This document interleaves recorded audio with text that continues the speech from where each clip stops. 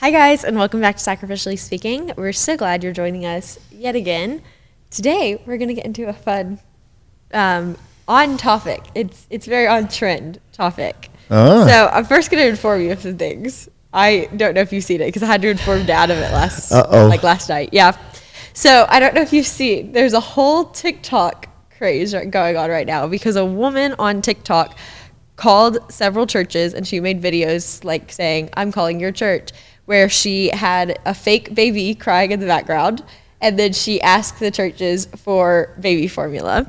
And so there's a controversy because a lot of the churches either said their benevolence is for members, they didn't answer the phone, they said that they don't handle that, those kinds of things, and only a few people were like, yeah, we can help. A lot said put in a request, those kinds of things. There's specifically a church in Tennessee that's the one that told her that their benevolence fund was only for members, right? And they are all getting slammed on TikTok and like in all of their Facebook, Instagram comments, those kinds of things. Yep. So, and also that ties in because I'm sure I actually know that you've seen all the things with like Snap about how that's the church's responsibility. If the government isn't going to feed people, the churches should. Right. Blah blah blah. So we're going to look at what is the responsibility do churches actually have when it comes to physical needs, and especially when programs like SNAP or social support programs are frozen. Does that burden actually fall on the church? Well, first of all, let me address the little trolls that are making the videos trying to trap churches. We're on to you. We're actually on to all of the moochers as well. So just so you know, most churches of any size at all. Most of the churches she called were like mega churches. Yeah, most churches any size at all are in partnership with all of the local organizations, and they all communicate together on benevolence issues because of the redundancy of people who are running around to different places just getting money and resources and going out and misusing them. So churches have partnered together and also partnered with organizations. So if this lady were to call my church and her baby crying in the background, I would have told her the same thing this church told her, because we're on to you. So just a heads up, that's not an excuse, that's an actual fact. We're on to you. We're also not into sharing resources with people that we don't know and have not met face to face. So at the very least, if I felt like this was that kind of situation, I would have directed them toward one of the organizations that we help or we partner with that's already doing some of these things, or we would have asked her to come in and to meet with somebody. We would not have just given her food, money, or any other resources just because she made a phone call and had a baby crying in the background. I want you to know, for those of you that are watching, we get hundreds of those a week.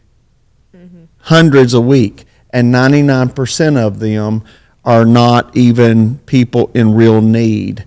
And I'm going to tell you, this is just one small example of hundreds and hundreds of times this has happened, where literally our benevolence pastor was meeting with somebody, and the benevolence pastor stepped out of the office with a young lady who had brought in a lot of children, and she had like her friend watching the children while she was meeting with the benevolence pastor, sharing this whole story.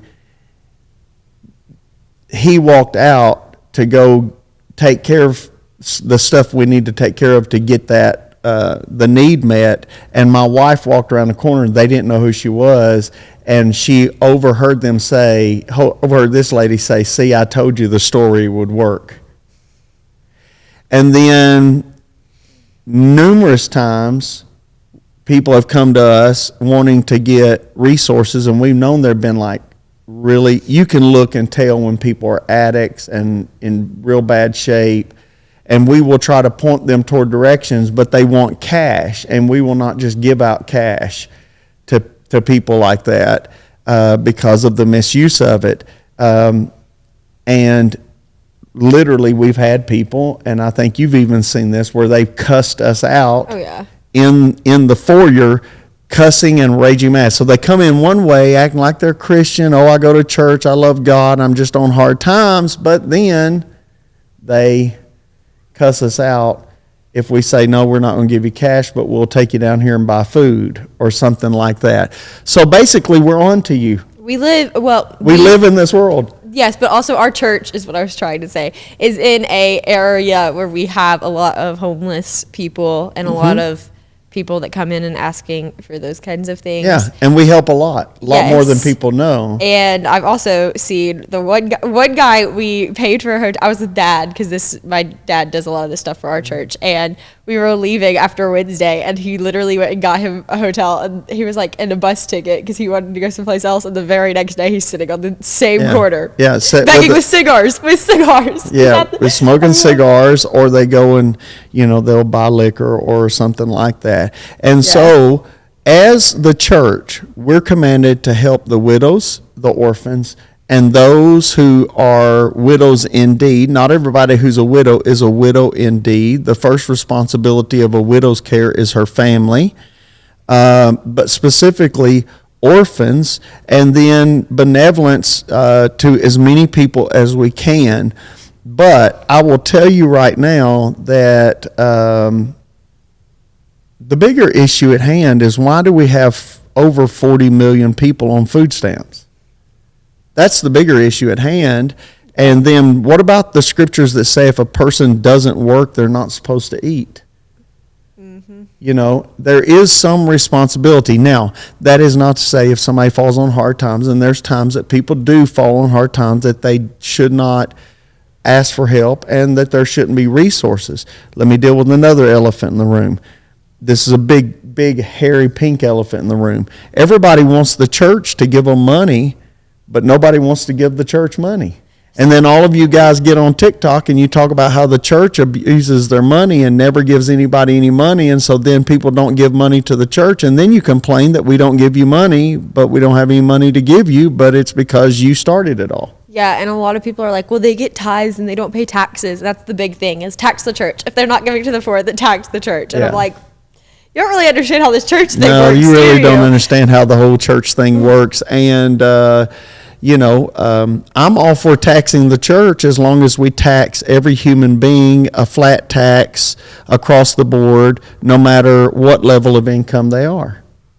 So all of you guys that don't pay any taxes, how about you pay some taxes?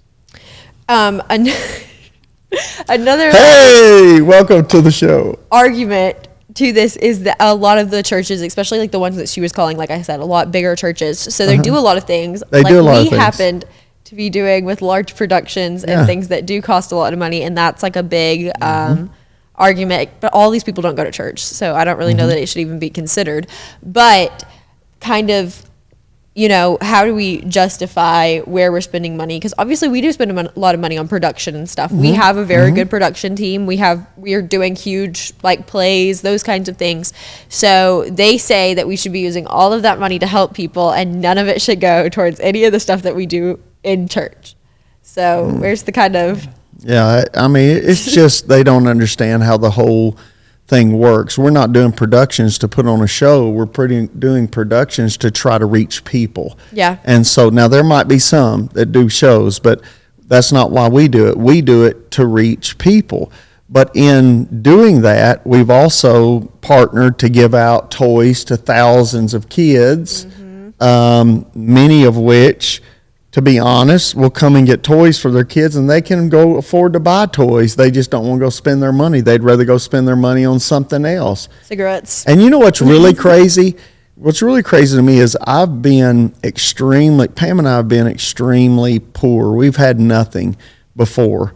We never asked anybody for money, for help. I never asked the church to pay for Christmas for our kids or anything like that, because we were of a different mindset that we needed to figure out how to make a path forward of success for ourselves. And what we've done is we've raised up just an entitlement generation that thinks, the government and everybody else is responsible for anything they want, and it's not true. Why do you think the public perception has changed as to like what people think the government owes them for one, and what the church owes them, even especially people that don't go to church. Why has this mindset shifted to the church owes me something, even though I'm not a part of the church? Well, the church doesn't owe you anything if you're not part of the church, other than to share the love of Jesus with you. That's it. Period. We're called to, and you look at the first time that an offering is taken up in the church in the book of Acts, it's to share the burdens and the needs of the people that are within the body. It's not to just give it out everywhere else. But if you take the church and you closed every church down and took their money out of the system, took their volunteerism out of the system, took all of that out of the system, you think you're in trouble now with the government not providing SNAP? Take every nonprofit out of it that says, you know what, we don't have any money anymore, and we're not going to give any more help to people, and you will see just how bad of a state this thing is actually in. The church does far more benevolence than you think. Yeah, agreed. I mean, but I think that comes with a big part of like the people that have these thoughts, these are very strong opinions on the topic, don't know anything about how the church works financially or how we actually. I tell you what, I'll make a deal with people. Hey, I'll make a deal with you. Number one, you come and bring your tax returns and show me your giving to help the hurting people, and then I'll show you what I give, and I'll show you what our churches gives, and we'll lay those down, and let's do it on TikTok live together. Let's do that. And then let's see if your views still stay up there. Okay, so somebody's trying to be controversial. I was just going to ask you to kind of... I'm just offering. Nobody ever takes me up on that offer, though, because the people who complain about the churches not giving are the ones who don't ever give. Sorry. All right, let's move. I was going to ask you to explain more how we decide, where benevolence goes, how we have a budget for those things, kind of how much of tithes and offerings, how much of people's giving actually goes towards community efforts, and like the different ways that we do that. Oh man, I mean, well, it's a lot. Yeah, I mean, if you take all of our community efforts combined, everything we do in the community, I would say a great percentage of our money, number one, a great percentage of our money goes to a facility that houses people. You say, well, you shouldn't be doing that. Well, if I take that away, then you don't have the people, so then you don't have any money to give, and then you complain about that. So, but you have a percentage of money that does that.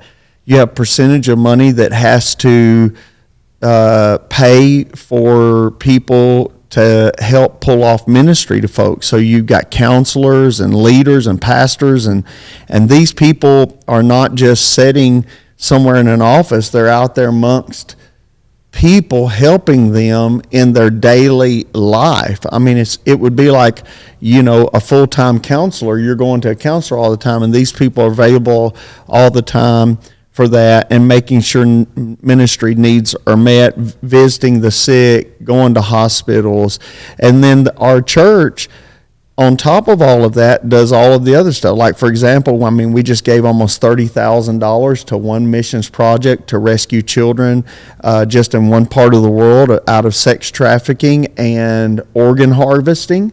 That was just one missions deal. I mean, we're constantly doing that every month to something. We're giving to school systems in our community. We're giving to people that are coming in off the street. Lord, I couldn't give you a percentage. I can just tell you it eats up all the money we take in, to the point that we have to prioritize what are the most pressing needs at the moment with people, because you can't just give something to everybody, because if I gave something to everybody, it'd be $3 or $4 a person.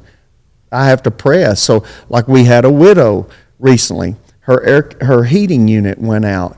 we had to call somebody to come in. It was $1,000 just for that heating unit to go out. At the same time, we had a single mom that had 3 kids that week that her car broke down, and thankfully somebody had donated a car, and so we were able to bless that young lady with a car. But there was needs associated with that. In other words, you don't just give a car. There's other stuff that goes along with it, and that's just small examples, not including the meals that you pay for, the money you give away, the rents you pay, the electric bills you pay, and then beyond that, we have people here that they work in organizations in our community. They're also know a lot of stuff. And so again, what I want to say is a lot of organizations partner with other organizations who are already doing it because they don't want to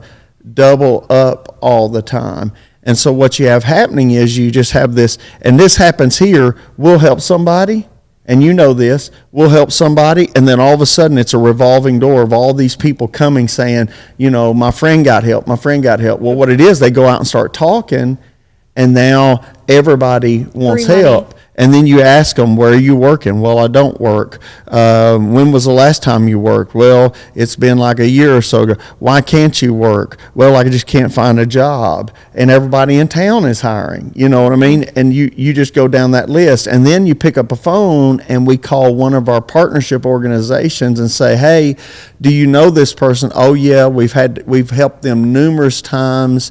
They will not do anything we ask, and so therefore we have cut them off from help because they won't pursue a job or they won't even go to an interview, and so therefore we don't help.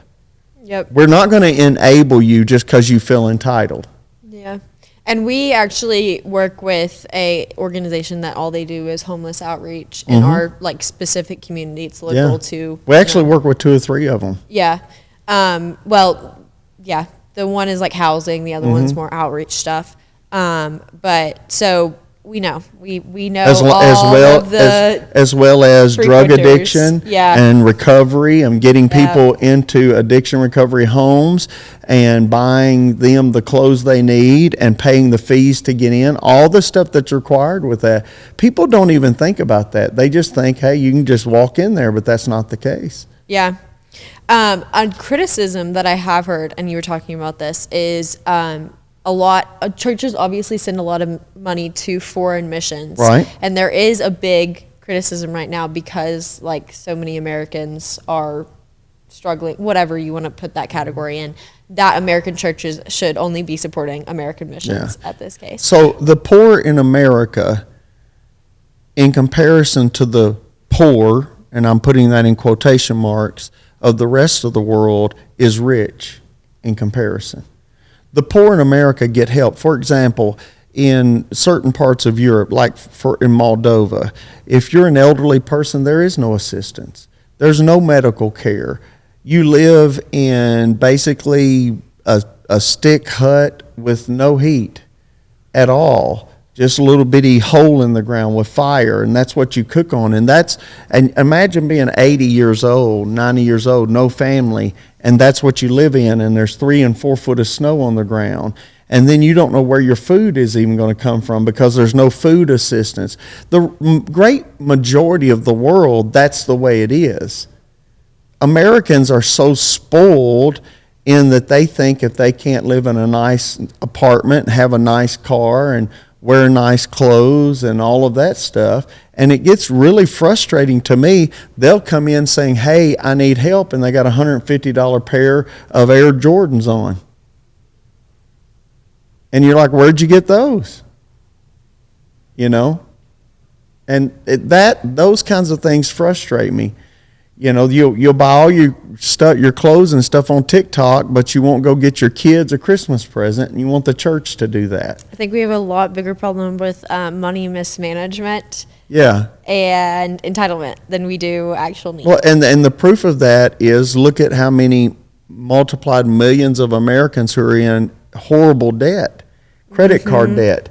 You know why most of them are living off credit card debt? Is because they want to go they want a Louis Vuitton, they can't afford it, but they go put it on a credit card hoping that they can pay for it. Or they go get a car that they can't afford, but that's not how the rest of the world used to work. In fact, it wasn't that long ago. It wasn't that many decades ago that if you went to go buy anything, you had to have cash money. You didn't get to go put it on a credit card and things of that nature, or go borrow the money from a bank. You couldn't do that. So, anyway, we've become spoiled. And I'm not diminishing people's needs, because I know there are people that are out there in needs, but most of the needs that people have been the result of their own making and foolish decisions. And at some point, you got to grow up and come out of that. You know what's even going to make you so more excited? There's literally a whole trend of people going to food banks and getting like food and then complaining about what they get. I know. Like, oh God, it's so funny. Yeah. It's literally humorous. You know why that like, is? Because they're not really hungry. Yeah. Yeah. They're not really hungry. I'll be glad to take them some parts of the world and we show them what real hunger looks like. I can show them what homelessness really looks like, because I've been there. And I've done missions work even with UNICEF all over the world. And I'm telling you, I can take you to some places that you would be shocked. And you'd be like, why is the church not helping them? Do you think it would help if the church was more transparent on where funds and stuff go? I mean, every church I know reports the money they take in. Churches are transparent. I say are. Most churches have board meetings and business meetings and official for their members. For their members, for their givers. Yeah. Yeah. If you're giving, we'll be transparent with you. If you're not giving, I'm not going to show you what other people are doing when you're not doing nothing. Yeah, and because most of them wouldn't know this. For most of those larger churches, most of them are non-denominational churches. Most of the big churches are, which means most of their membership is like us, which means if you show up a few Sundays in a row, congratulations, you're a member. We have no official process, and most of them don't either. Yeah. So it's literally just like you go to church. And even there. the ones who do, it's kind of an unofficial process. Yes, it's still not. But it's not like major. Becoming a member it's of a country club. It's not like the Catholic church. It's like not you like don't go through. It's not like the country club. You pay your dues and you become a member. That's not the way this works. No, I think you don't have to sign any. You don't have to sign any paperwork, signing any rights away. You don't have to sign an NDA. If you do, you sign a covenant of fellowship. It's not a covenant of. It's not. It's. I think when they say benevolence is for members only. It's not like some uppity club within the church. I think we can solve the whole argument. I would love to do this. I'll show you my giving record. You show me yours. I'll show you mine. You show me yours. Okay, back to the actual questions. I'm serious. I'm willing to do it. Yeah, bring your giving records to the table. Bring your giving records to the table. Let's take my annual income. Let's take your annual income. Let's see who gives the most. And let's put it on TikTok. Okay. Now you have me messed up with where I was going. I was going to say, when it comes to saying yes or no to needs of people, do you think that the church should give an explanation, or do you think that's like not our responsibility? Because a lot of people didn't even answer the phone, those kinds of things. Do you think that we owe it to people as a church to at least interact with them? Because I kind of do. Like, I think it is part of our responsibility. I don't think there's anything wrong with that. I think we need to. Why not interact? I don't have a problem telling people, I'm sorry, I can't help you because of this reason. Yeah. And sometimes that reason is, I'm sorry, I can't help you because we've partnered with these organizations and you've already exhausted all the help that we've partnered with those organizations, and you won't do what they're asking to try to better yourself or get yourself out of this hole, and so therefore we're not going to enable you. Yeah, because I don't think it's the responsibility of the church, obviously, to just fund everybody's life. No. But our job is to reach people. That's like what we were talking about. That's what a lot of the things we do are. And so I think to not be reachable or to not say the exact reason or to just be rude is like doing the exact opposite of that. And so churches are in the wrong when you're doing that. The Bible says, owe no man anything except to love him. Yeah. That's our job. That's our goal, is to love people, to do righteously, to love mercy, to do justly by people. And, you know, if I've got anybody who knows me, and she'll tell you this, anybody who knows me knows whatever I have, I'll give it away. My problem is not giving. My problem is not keeping enough for, you know, what I need to do. I always give everything away, you know. That's just, but that's my nature. That's how I love living, and God's blessed me for it, and everything I got is a result of my giving. But I think most of the stuff that you see going on social media about churches and their giving, they have no clue. They have, like, for example, I went through Katrina, and there was a man, if I called his name, every person right now would know this famous preacher's name.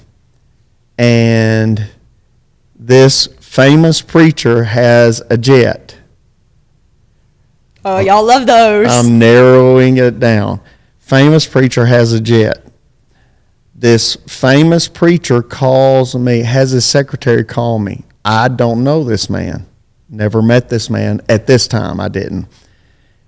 And she says, she calls the man's name, and she said, we know that you're in the middle of Katrina, and we know that you're trying to help people with food, because thousands of people were coming from New Orleans to where we were at that time. And we know you're trying to help people with food and housing and all of that. And tell us what you're doing. I told them. They said, from now on every Tuesday, you're going to get a $10,000 check till this crisis is over. For the next, I can't remember, it's either 3 or 6 months. I think it was 6 months. I got a $10,000 check from this man's ministry to feed and house people from Katrina, but specifically pastors who lost everything and had nothing, right? Because pastors' livelihoods depended on the church, and many of them couldn't get government assistance at the time because of how their income is reported, and they couldn't get any help. So $10,000 a week, every week, for I think 6 months, if I remember right. I might be wrong on that, but I think that's correct.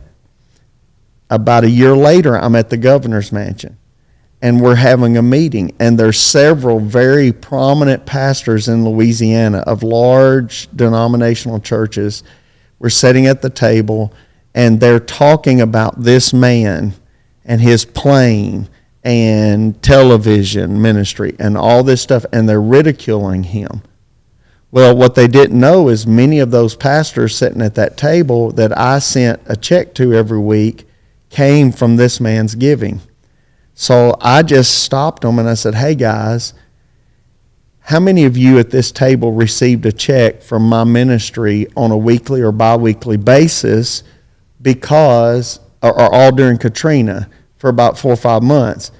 And a bunch of them around that table lifted their hand. And they said, man, Shane, we want to tell you thank you. And I said, well, you don't need to thank me. The man that you're talking about was the one who sent me a check every week. He told me not to tell you that he was giving the money. So I never told anybody up to that moment. And I said, I think you need to get your mouth off of him, and you better be glad that he believes in prosperity, because if he hadn't believed in prosperity and hadn't been blessed, you guys would all be broke today. And they all went deathly silent. So there's a lot of people that don't know stuff like that. Okay, final question. Mm-hmm. What do you think that the outrage about, like, current events tells us on, like, a larger scale about the perception, particularly the perception of those who aren't in church's view of the church? I think a lot of it is total misunderstanding of what the church is supposed to be, what the Bible says the church is supposed to be, and how they're supposed to act. Now, some of the outrage is justified because a lot of churches have not been what they're supposed to be. They have played a game. People are tired of religion. They're tired of this dead, dried up thing that doesn't do anything for people. And so they are tired of that. And that's justified. I think that's a righteous indignation. But a lot of stuff that we're seeing, all the attacks on churches, is just part of this whole culture that attacks everything. I mean, they attack you because you got red hair. They attack me because I'm bald and beautiful. They're going to attack your dog back there because he passes gas. I mean, leave Jasper alone. He's been killing us all day today. They're gonna attack the church. They're attacking their own mama and daddies. It's like people have to have drama to live, and I think that's just part of the culture, and sadly so. And so, therefore, we need deliverance from that. We need to find some happiness. And we're going to end on that yawn. Yep. All right. That's all we have for you. We'll see you in the next one. Make sure to like, comment, subscribe. Yeah, they're not going to like this one. See you guys. Okay.